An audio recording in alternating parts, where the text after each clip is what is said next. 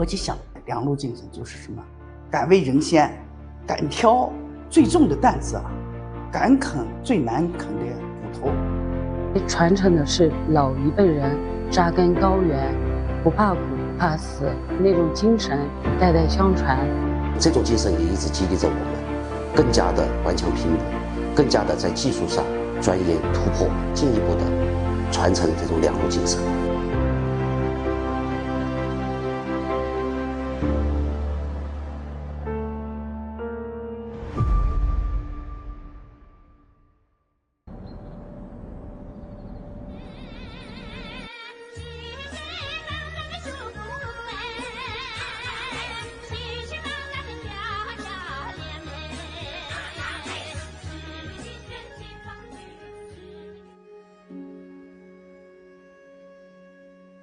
我父亲穆生忠在1953年的时候时任运输总队的政委，给他们的任务就是给西藏运粮。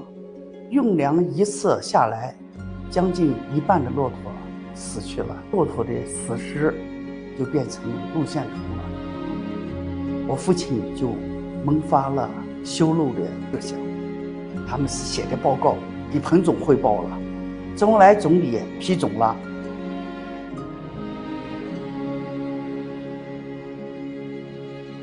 青藏公路的平均海拔线是4000米以上，最高的地方5000多米，是世界上海拔最高的公路。山脉上确实艰苦，雪崩呀、滑坡呀、泥石流呀，每前进1公里，那真的是大自然在做这个斗争。当时没有任何机械，他们用的铁锨镐头，最原始的劳动工具。那当时的条件多艰苦，他们真是克服了人们难以想象的困难。风餐披露，遇水架桥，最小的财力，最少的人员，最高的在世界无极上。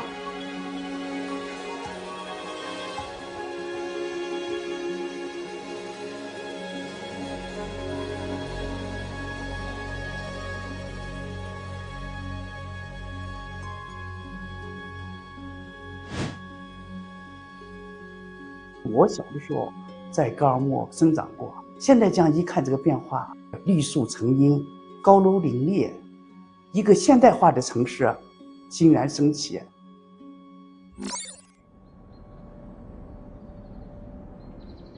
我的外公、我的爷爷、爸爸妈妈都是养护工，在家里面经常都会听见长辈们讲那个筑路护路的故事。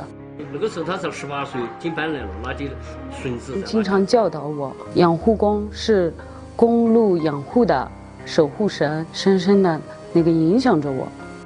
工作时间已经11年了，最主要的就是日常巡查、清扫路面的飞石、白色垃圾，清理边沟和堵塞的涵洞，除雪、应急抢险，养好公路，保障畅通。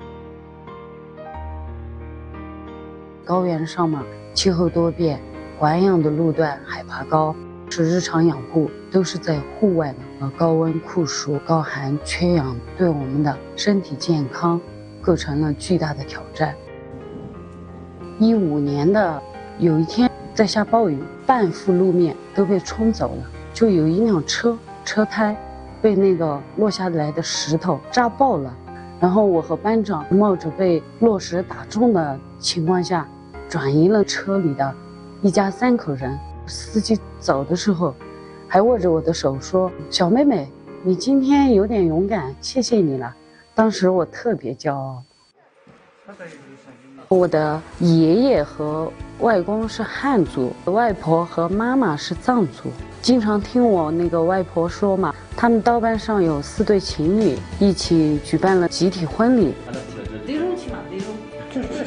对，我是藏族，我的工友有汉族、有藏族，还有彝族。慢慢的那个相互帮助，下班了以后嘛，我们在一起逛路，在一起吃饭，现在就像一家人一样。在我工作的这些年里，川藏公路取得了举世瞩目的进展，缩短了出行的时间，带动了周边的旅游业。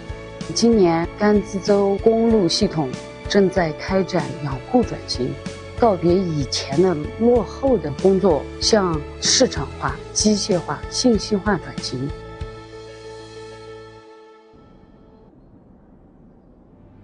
雅康高速是从四川盆地进入青藏高原第一条高速公路。